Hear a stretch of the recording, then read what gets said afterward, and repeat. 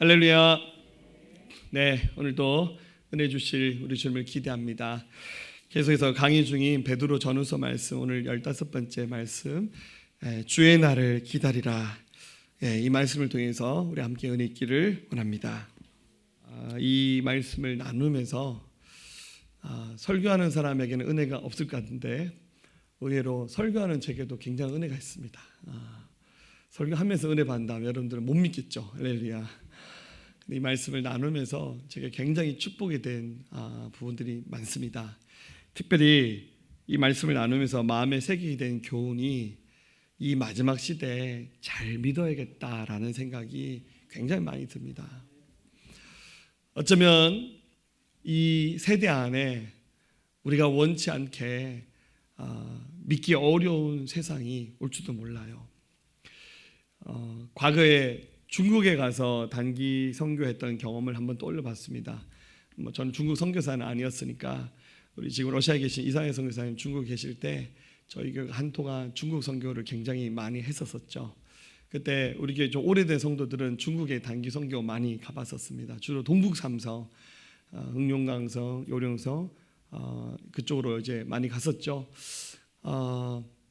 거기는 복음 전하는 것이 굉장히 제약을 많이 받습니다. 어린아이들에게 전도하는 것이 법으로 금지되어 있거든요. 근데 저희가 거기 지진 않잖아요.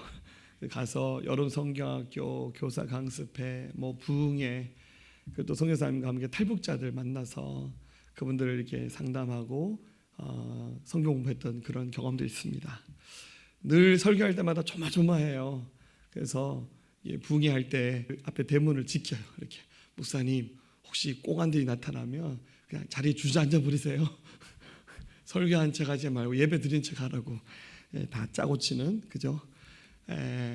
그런데 그분들이 너무너무 사모하는 거예요. 왜냐하면 이렇게 한국에서 이렇게 멋있는 목사님들이 자주 안 오잖아요. 할렐루야. 그래서 이렇게 한국에서 오신 목사님들 같이 예배 드릴 때 너무너무 사모하세요. 보통 부흥회 하면 한 3시간 설교했거든요. 안 쉬고 3시간. 그러면 그분들이 예배 끝나고 아유 목사님 왜 이렇게 설교 짧냐고 좀 더 해주세요. 자, 한국에서 그런 얘기 들어본 적이 없거든요. 그리고 그분들 데리고 강가에 나가서 이게 침례 받을 때 그 교회 이제 목회자가 없으면 성례를 못 행하니까 어쩌다 한국에서 이렇게 목사님들 오면 그 침례 받기를 너무너무 기다려요. 그래서 막 그 몰래 사람들의 눈을 피해서 그 강가에 나가서 침례를 행하고 거기서 성찬식 할 때 다 오시더라고요. 그런 감격들을 기억하면서 이렇게 마음껏 믿을 수 있는 것이 얼마나 큰 축복인가. 사실 우리가 위드 코로나 시대를 살고 있잖아요. 정부에서 방역 수칙을 지키기 위해서 요즘에 백신 팩스도 만들어서 주사 안 맞으면 식당 가서 밥도 못 먹어요. 그 의도는 10분 이해하죠. 워낙 확진자가 많이 나니까 이 전염병 확산을 막기 위해서 하는 거를 이해는 하죠. 그렇지만 굉장히 교회가 모임이 좀 제한이 되고 어려움을 겪는 것도 사실입니다. 근데 이런 일들이 이렇게 계속 반복되다 보면 어느 날 정말 정신 나간 지도자가 막 등장해서 이렇게 종교를 탄압하고 제한을 해도 그때는 꼼짝 못하지 않겠나 하는 생각도 사실은 들어요. 굉장히 걱정도 많이 됩니다. 우리도 그렇지만 오늘 이 말씀의 배경이 되었던 로마 교회, 소아시아에 흩어졌던 많은 교회들은 굉장한 그 로마의 핍박에 맞서고 있었습니다. 그들은 생명의 위협을 겪으면서 신앙생활을 했어요. 아침에 일어나면 옆집에 김 지사님, 이 지사님이 끌려가서 순교당하는 거예요. 피난하면서 신앙생활을 하는 겁니다. 게다가 핍박이 있는 정도만 아니라 굉장히 많은 이단들도 성행했었고 또 많은 그리스도인들 중에서 유대인 출신의 그리스도인들이 핍박을 견디지 못하고 다시 유대교로 회귀한 사람들도 많이 있었어요. 그러니까 그리스도인들이 마음이 너무 힘든 거예요. 핍박에다가 옆에 다시 믿음의 길을 저버리고 배도하는 사람들. 그래서 도무지 예수님 잘 믿고 끝까지 가는 길이 뭘까? 굉장히 마음이 어렵습니다. 우리 한국교회는 어떻습니까? 여러분, 우리 한국교회의 영적 상황들을 저희가 다 판단하고 말할 수 있는 주제는 아니지만 우리 한국교회가 당하고 있는 영적 상황도 만만치 않아요. 저는 가장 우려스러운 것이 우리가 경험하고 있는 영적인 무기력함입니다. 말씀을 들어도 사람들이 반응하지 않아요. 은혜의 광선이 이렇게 뒤까지 전달이 안 돼요. 이렇게. 그래도 우리 2부 예배 오신 분들은 다 눈이 살아있는 분들입니다. 할렐루야. 복 받을게요. 할렐루야. 근데 저는 이제 교회에서 제일 힘든 세대가 누구냐면 청소년들에게 설교를 하면 제가 도망가고 싶어요. 우리 청소년들은 한 7, 80% 저를 안 쳐다봐요. 핸드폰 쳐다보거나 딴짓하거나. 근데 또 피드백은 또 세게 해요. 안 듣는 것 같기도 하고 헷갈려요. 왜냐하면 아이들이 굉장히 무기력해요. 우리의 미래지 않습니까? 이렇게 나가다가 큰일 나겠다 싶은 생각이 들어요. 또 이 말씀의 기록자인 사도 베드로는 자기의 마지막 죽음을 직감했습니다. 순교의 날이 얼마 남지 않았구나. 그래서 앞서 나눴던 2장에서는 내가 이 메시지를 유언처럼 얘기한다라는 말을 이미 하셨잖아요. 오늘 이 3장 말씀을 나누면서는 또 한 번 강조를 하기를 여러분들이 마음을 깨우시면서 이 말씀을 들어야 됩니다. 우리 1절과 2절 말씀인데 한번 같이 읽어볼까요? 사랑하는 자들아, 내가 이제 이 둘째 편지를 너에게 쓰노니 이 두 편지로 너희의 진실한 마음을 일깨워 생각나게 하여 곧 거룩한 선지자들이 예언한 말씀과 주 되신 구주께서 너희의 사도들로 말미암아 명령하신 것을 기억하게 하려 하노라. 아멘. 무슨 말입니까? 이 말씀 그냥 듣지 말고 마음을 일깨우면서 들었으면 좋겠고 나중에 이 말씀이 꼭 기억났으면 좋겠다. 여러분 오늘 말씀을 마음을 깨우면서 받으셨으면 좋겠어요. 이유가 있습니다. 그 이유는 주님의 날이 가깝게 다가오기 때문입니다. 주님의 날은 예수님이 재림하시는 날, 이 세상의 역사가 맞춰지는 순간을 의미합니다. 유대인들은 종종 주님의 날, 구약에서는 여호와의 날이라는 표현을 자주 사용했는데요. 베드로가 지금 이 1세기 로마 교회, 소아시아 교회들 보면서 핍박당하고 어려움 당하면서 힘들어하고 또 개중에는 이렇게 변질자들이 많아서 로마 그 권력자들과 결탁해서 예수 믿는 사람들 밀고 하는 그런 밀정들도 있었고 굉장히 어려웠었거든요. 그들을 바라면서 여러분들 정신 차려야 됩니다. 주님의 날이 다가오고 있습니다. 특별히 굉장히 많은 사람들이 주님의 날을 부정했어요. 무슨 말입니까? 예수님 안 온다. 예수님 안 오셔. 여러분 실제로 몇 년 전에 로마 가톨릭에서 또 성명을 발표했잖아요. 예수님은 안 오신다고. 실제로 여러분들 이런 정신 나간 얘기를 지금도 많은 종교 지도자들이 하고 있고 특별히 이 베드로 전후서에 배경되었던 로마 교회에 있었던 많은 사람들이 예수님 안 오신다는 이런 정신 나간 얘기를 하면서 부정을 했습니다. 3절 4절 먼저 그것을 알지니 말세에 조롱하는 자들이 와서 자기의 정욕을 따라 행하며 조롱하여 이르되 주께서 강림하신다는 약속이 어디 있느냐 조상들이 잔후로부터 만물이 처음 창조될 때 같이 그냥 있다니 그냥 있는 거야. 사람은 죽으면 끝이야. 사실 굉장히 잘못된 사상이고 복음을 잘못 이해한 거예요. 예수님 안 오신다고 얘기하는 거예요. 여러분 예수님 안 오신다고 그렇게 말하면 갑자기 어떤 느낌이 듭니까? 우리 마음이 힘들어져요. 야, 이 세상이 전부네. 좀 막 살아도 되네. 아이고 누구도 막 저렇게 살고 누구도 저렇게 살고 막 그러던데 나도 좀 쉽게 가지 뭐. 야, 그죠? 잘 믿는 사람한테 이렇게 말하죠. 미쳐도 죄송합니다. 좀 속된 말 할게요. 미쳐도 더럽게 미쳤다고. 이렇게 말하면서 막 믿는 사람들 핍박해요. 근데 그들은 보이는 세상이 전부인 줄 알아요.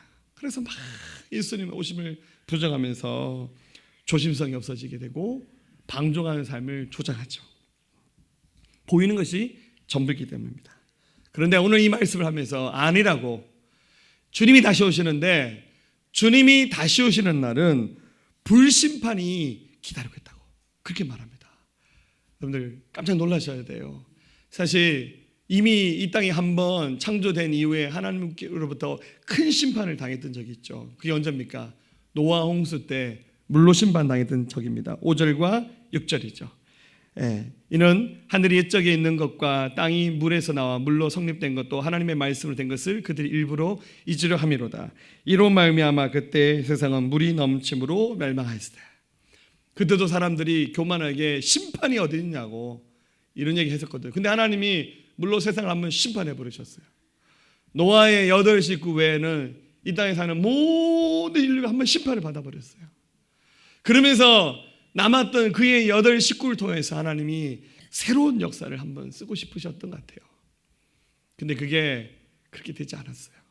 여전히 인생들은 죄짓기를 좋아하고 방종하기를 좋아하면서 하나님과 전혀 상관없는 삶을 살았는데, 그래서 베드로는 말하기를 마지막 시대는 물심판이 아니라 불로 심판을 당한다. 7절에 이제 하늘과 땅은 그 동일한 말씀으로 불사르기 위하여 보호하신 바 되어 경건하지 아니한 사람들의 심판과 멸망의 날까지 보존하여 두신 것이다.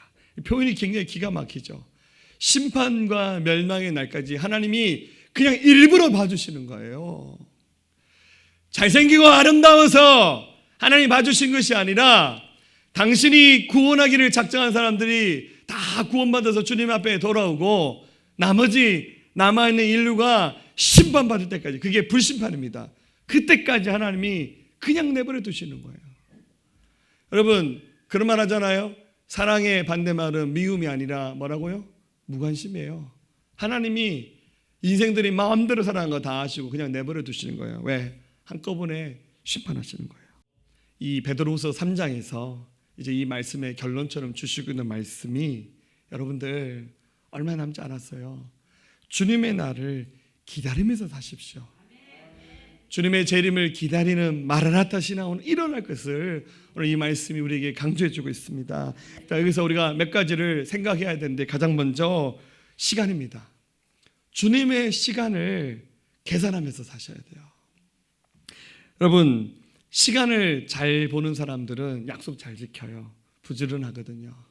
저는 어릴 때부터 이게 시계를 늘 끼고 다니는 습관이 있었어요. 밤에 잘 때도 웬만하면 시계 안 벗고, 좀 답답하기도 한데 시계를 늘 끼고 자요. 근데 어떤 시계를 좋아하냐면 바늘 시계, 아날로그 시계를 좋아합니다. 이렇게 숫자가 나오는 전자시계는 시계가 아닌 것 같아요. 그래서 요즘에는 다 이렇게 스마트웨어 그 밴드 시계들 많이 하잖아요. 저는 그래도 웬만하면 바늘 그림 나오는 걸 봐요. 근데 이제 저 시계를 보면 어떤 느낌이 드냐면, 그 분침, 초침, 시침이 가리키는 그 공간을 보면서 제 삶이 반응을 하는 거예요. 아, 이 시간이 되면 일어나야 되는구나.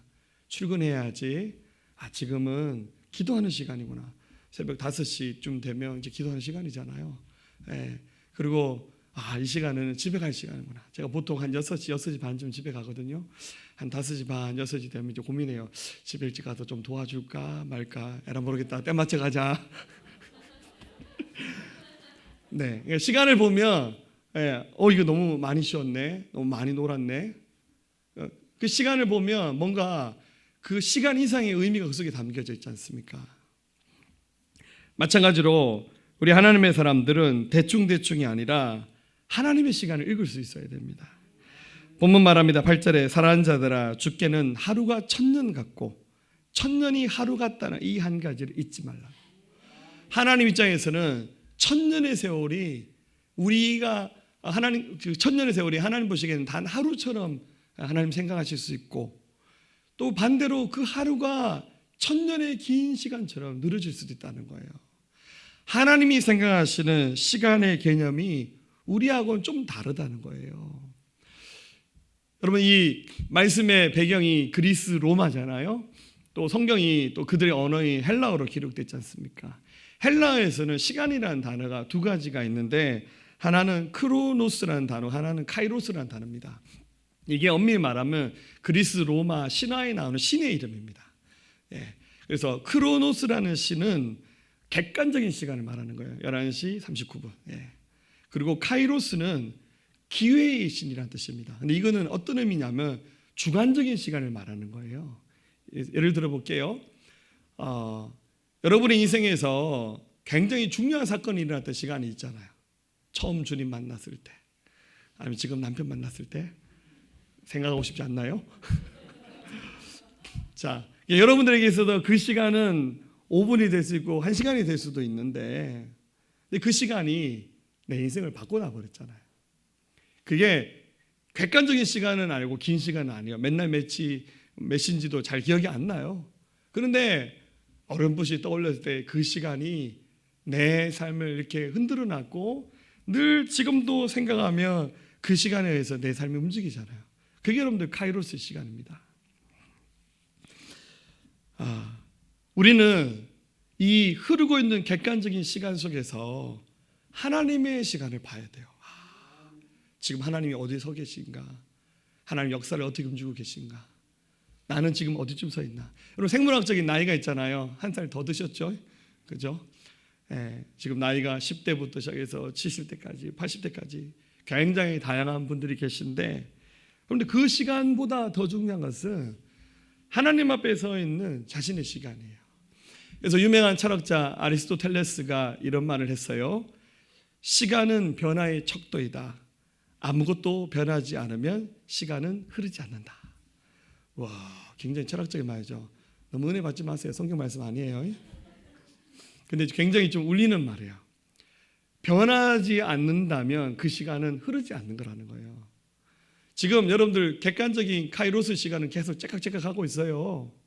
근데 내 마음에 아무도 안 닿고 내가 변화를 결단하지 않으면 그 시간은 아무 의미 없는 거예요. 그냥 나이만 먹는 거예요. 그런데 짧은 1분이고 5분이지만 그 시간을 통해서 하나님 앞에 서는 기회를 갖게 된다면 그 시간은 흐르고 움직이는 거예요. 하나님 앞에 서지 않으면 그 시간은 흘러가지 않는 거예요. 그냥 정체되어 있는 거예요. 그래서 우리 심리학적으로 말하면 성인아이라 그러잖아요. 덩치는 어른이고 껍데기는 어른인데 그 속 사람은 애기 수준밖에 안 돼. 그래서 저 사람은 하는 짓이 애 같아. 성인아이라 그러잖아요. 아직도 계속 그 기억 속에 갇혀 있고 과거 속에서 살면서 상처받았던 것을 자꾸 묵상하고 거기 기대면서 살아가는 거예요. 머뭇거리지 마시고 자기에게 주어져 있는 기회의 시간 앞에 서서 주님 바라보시는 일을 하셔야 돼요. 어떻게 해야 됩니까? 어떻게 하면 그 주님 앞에 서는 일을 할 수 있습니까? 베드로는 말합니다. 그 시간이 바로 회개하는 시간이라고. 9절 말씀 같이 읽어볼까요? 주의 약속은 어떤 이들이 더디다고 생각하는 같이 더딘 것이 아니라 오직 주께서는 너희를 대하여 오래 참으사 아무도 멸망하지 아니하고 다 회개하게 이르기를 원하십니다. 아멘. 여러분 이 말씀을 기록했던 베드로는 2000년 전의 사람이잖아요. 베드로는 예수님이 지금 오신다. 지금 오신다 그랬어요. 근데 2000년 지났는데 지금도 안 오셨네. 베드로가 영적으로 감각이 없어서 헛다리 잡은 건가요? 아닙니다, 여러분들. 베드로는 시간을 잡아당겨서 말할 수 있는 하나님의 시선으로 이 말씀한 거예요. 2000년 지난 지금 우리는 이 말씀을 들으면서 2000년 동안 예수님이 안 오셨는데 뭐 오겠나 이렇게 착각하는데 여러분 그건 착각이 어리석은 말입니다. 시간이 더딘 것이 아니라 주님이 기다려주신 거예요. 한 명이라도 더 주님 앞에 돌아와서 회개하도록 주님이 참아주시고 인내해주신 거예요. 시간은 누구에게나 공평한 겁니다. 어떤 의미에서 조금 늦은 것도 빠른 것도 중요하지 않아요. 여러분 중에서 나는 왜 이 나이에 예수 믿었지? 혹시 이렇게 좀 안타깝게 생각하시는 분 계실지 모르지만 늦지 않았어요. 지금 하시면 돼요. 주님 앞에 서서 주님 만나시면 됩니다. 그 카이로스 시간을 잡아당겨오는 방법은 회개를 통해서 자신의 잘못된 삶을 변화시킴으로 주님 만나는 순간이 여러분 인생에서 가장 중요한 시간이 시작되는 거예요. 제가 한번 카이로스 그 그리스 로마의 신 이름이라고 했잖아요. 한번 찾아봤는데 그리스 로마 사람들은 카이로스 신을 저렇게 생겼다 생각하고 상상하고 석상을 만들었어요. 자, 굉장히 특이하게 생겼는데요. 잘 보시면 앞머리가 굉장히 길어요. 그리고 잘 보시는지 모르시겠지만 뒷머리는 대머리입니다. 그리고 신이니까 뭐 날개가 달린 건 어쩔 수 없고 발에도 날개가 달렸죠. 그리고 한 손에는 저울을 들고 있고 한 손에 칼을 들고 있어요. 그리고 그 석상 아래 누가 적었는지 모르겠지만 고대 유명한 철학자가 카이로스 신이 한 말을 이렇게 상상하면서 이렇게 말을 적어놨습니다. 나의 앞머리가 무성한 이유는 사람들이 내가 누구인지 금방 알아차리지 못하게 하기 위함이다. 얼굴 가린 이유가 못 알아보게 하기 위해서. 하지만 나를 발견했을 때는 쉽게 붙잡을 수 있도록 머리를 길렀다는 거야. 나의 뒷머리가 대머리인 이유는 내가 지나고 나면 다시는 나를 붙잡지 못하게 하기 위해서이다. 그리고 나의 발에 난리가 달린 이유는 최대한 빨리 사라지기 위함이다. 왼손의 저울은 옳고 그름을 정확하게 판단하는 것이고 오른손에 칼이 주어진 것은 칼날로 자르듯이 빠른 결단을 내리라는 것이다. 나의 이름은 기회이다. 그게 시간의 뜻이랍니다. 주님 만나는 시간을 가지는 것이 여러분 우리 인생의 최고의 순간입니다.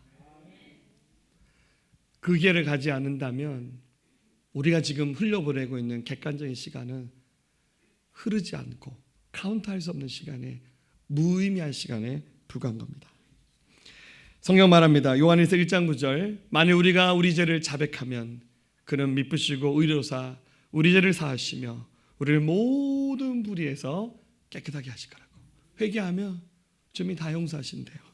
사도행전 3장 19절 그러므로 너희가 회개하고 돌이켜 너희 죄 없이 함을 받으라. 이같이 하면 새롭게 되는 날이 주 앞으로부터 이를 것이라고. 누구든지 하나님 앞에 돌아와서 회개하고 자기 삶을 돌이키며 하나님이 우리의 삶을 새롭게 하는 그 순간이 바로 지금 임한다는 거예요. 미루지 마세요. 왜냐하면 주님의 날이 도둑같이 임합니다. 말합니다. 10절에 그러나 주의 날이 도둑같이 오리니. 여러분 어떤 친절한 도둑이 야 내가 너희 집에 도둑질하러 갈게 문 다 열어놓고 너희 집에 있는 금고 다 열어놔라. 이런 도둑이 어디 있어요? 도둑은요 소리 없이 찾아와서 다 훔쳐가 버립니다. 마찬가지로 주님의 날이 갑자기 찾아옵니다.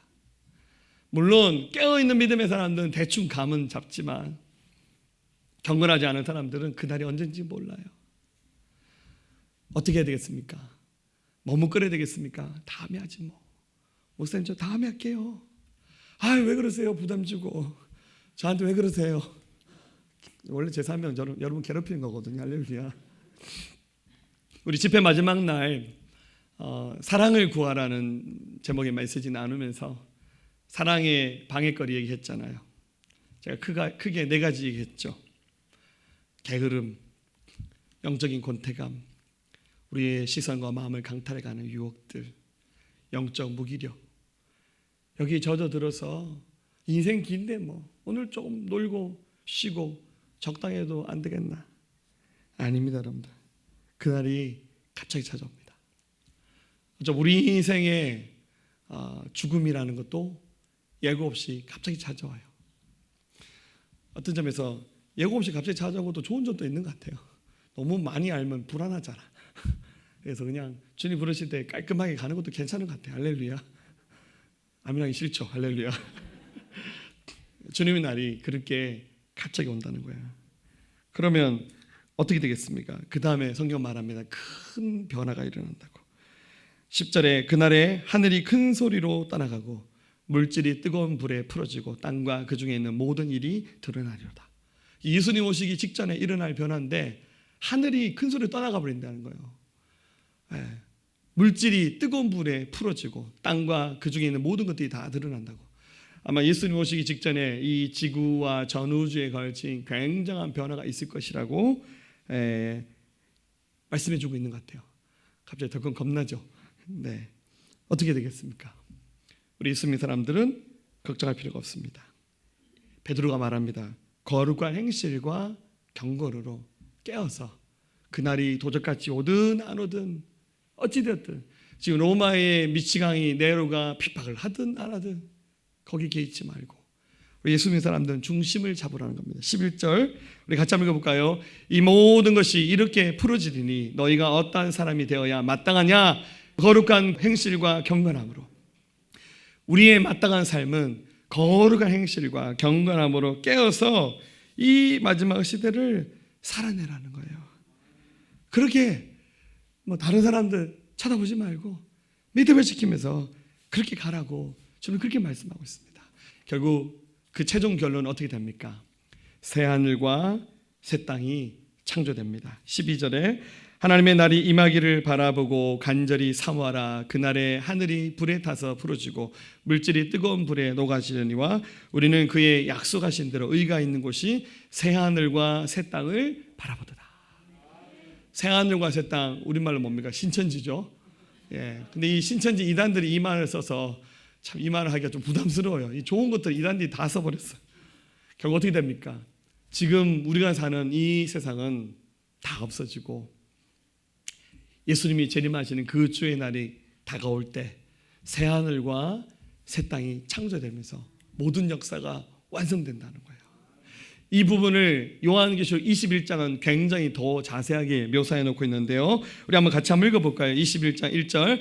또 내가 새하늘과 새 땅을 보니 처음 하늘과 처음 땅이 없어졌고 바다도 다시 있지 않더라. 또 내가 보매 거룩한 성 새 예루살렘이 하나님께로부터 하늘에서 내려오니 그 준비한 것이 신부가 남편을 위하여 단장한 것 같더라.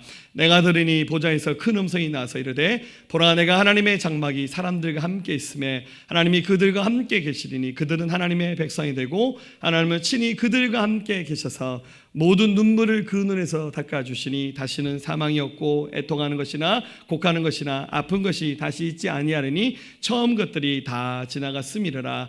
보좌 앉으신 이가 이르시되 보라 내가 만물을 새롭게 하노라 하시고 또 이르시되 이 말은 신실하고 참되니 기록하라 하시고. 아멘. 하나님이 이 세상에 우리가 보는 하늘과 땅은 다 없어지고 하나님이 다시 만든 새로운 하늘과 땅이 창조되고 새 예루살렘, 그때는 억지로 성지순례 안 가도 됩니다. 다 예루살렘 성에 들어가서 살면서 그곳에서 주님과 함께하는 아름다운 삶이 시작됩니다. 26절과 7절에서 사람들이 만국의 영광과 존귀를 가지고 그리로 들어가겠고 무엇이든지 속된 것이나 가증한 일 또는 거짓말하는 자는 결코 그리로 들어가지 못하되 오직 어린 양의 생명책에 기록된 자만 들어가리라. 어린 양의 생명책에 기록된 자들만 들어가는 영원한 하나님의 세계가 펼쳐지면서 이 세상의 모든 역사는 완성됩니다. 로마 교회 이렇게 은혜 받고 하나님의 사랑을 받았지만 눈 뜨고 보니 늘 계속 위협으로 다가오는 그 로마의 핍박은 그대로 있어요. 그리고 사랑하는 사람들은 계속 떠나가고 이 말씀의 기록자의 사도 베드로도 얼마 남지 않았어요. 그러나 이 말씀을 받았던 사랑하는 주의 백성들은 낙심하지 않으면서요 깨어일어났습니다. 그러면서 시대를 봤습니다. 시간을 읽었어요.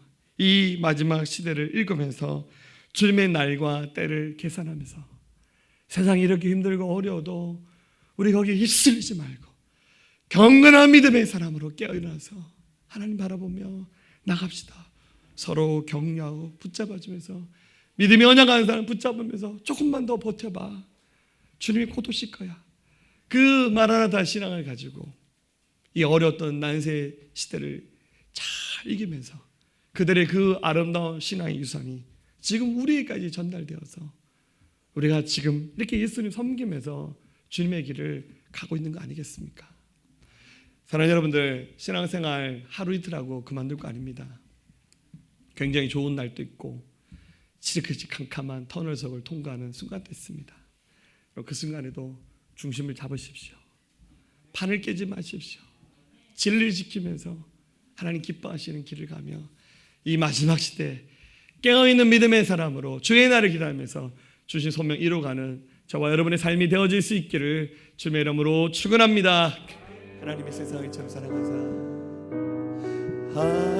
하나님이 세상을 사랑하사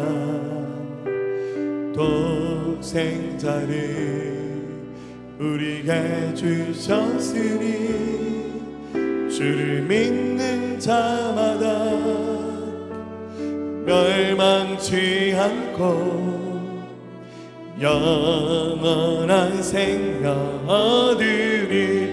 하나님이 세상을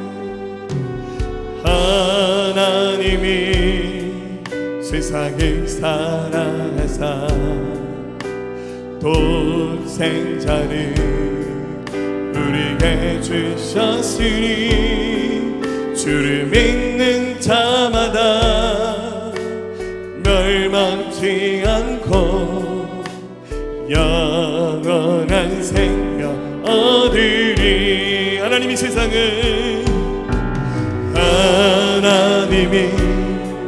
세상을 사랑해서 독생자를 우리에게 주셨으니 주를 믿는 자마다 멸망치 않고 영원한 생명 얻으리. 할렐루야 할렐루야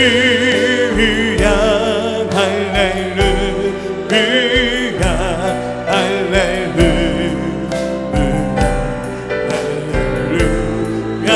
아멘. 할렐루야 할렐루야 할렐루야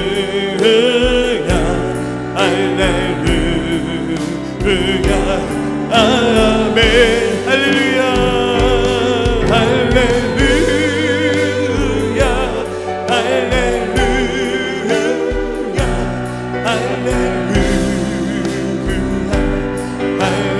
할렐루야 아멘.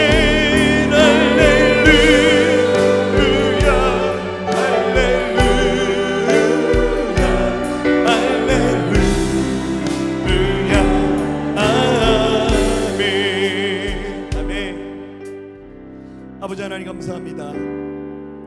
우리 가운데 마치 흐르지 않는 시간처럼 멈춰져서 영적으로 성장하지 않고 되려 퇴행하면서 하나님 앞에 서지 못했던 사람들, 우리들 속에 있는 죄 문제를 해결하지 못했고 하나님 소명을 저버렸고 하나님 관계 문제를 해결하지 못했고 상처에 기대있고 영적 무기력 속에 빠져서 영적 전쟁에 지면서 하나님 앞에 서지 못했던 자들이 있다며 오늘 시간이 우리 인생에서 결단한 자리가 되기 원합니다.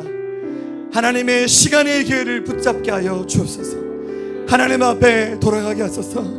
멈춰져 있던 시간의 역사가 다시 시작되게 하셔서 우리 하나님 앞에 달려가는 믿음의 사람 되게 도와주옵소서. 이 길을 가다 보면 어려운 일들, 굳은 일들, 또 상처를 주고받는 일들, 실패와 좌절들, 때로는 영광과 기쁨들 함께 보면서 이 길을 갈 겁니다. 하나님 일이 일비하지 않게 하시고 중심을 잡게 하셔서 우리 하나님 바라볼 수 있는 믿음의 사람들 되게 도와주옵소서. 우리가 그날을 기다립니다. 우리가 주님을 사모합니다. 승리하는 하나님의 사람들 되게 도우시고 역사하여 주옵소서. 감사합니다. 예수님의 귀하신 이름으로 함께 기도하였습니다. 아멘. 할렐루야.